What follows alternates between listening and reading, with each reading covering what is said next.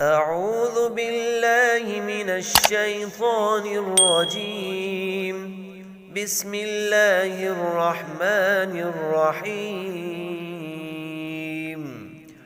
إن المنافقين يخادعون الله وهو خادعهم وإذا قاموا إلى الصلاة قاموا كسالى يراءون الناس ولا يذكرون الله إلا قليلا مذبذبين بين ذلك لا إله هؤلاء ولا إله هؤلاء ومن يضلل الله فلن تجد له سبيلا.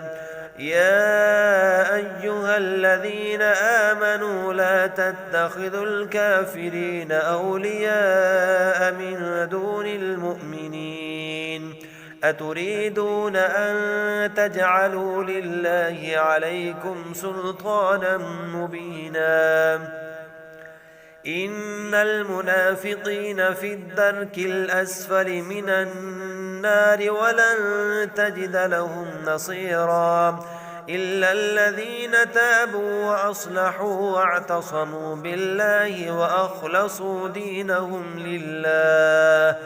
دينهم لله فأولئك مع المؤمنين وسوف يؤتي الله المؤمنين أجرا عظيما. ما يفعل الله بعذابكم إن شكرتم وآمنتم وكان الله شاكرا عليما.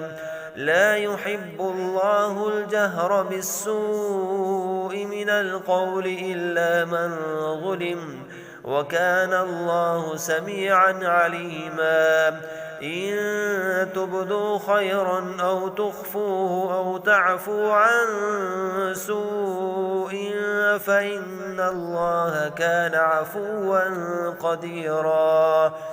إن الذين يكفرون بالله ورسله ويريدون أن يفرقوا بين الله ورسله ويقولون نؤمن ببعض ونكفر ببعض ويريدون أن يتخذوا بين ذلك سبيلا أولئك هم الكافرون حقا وأعتدنا للكافرين عذابا مهينا.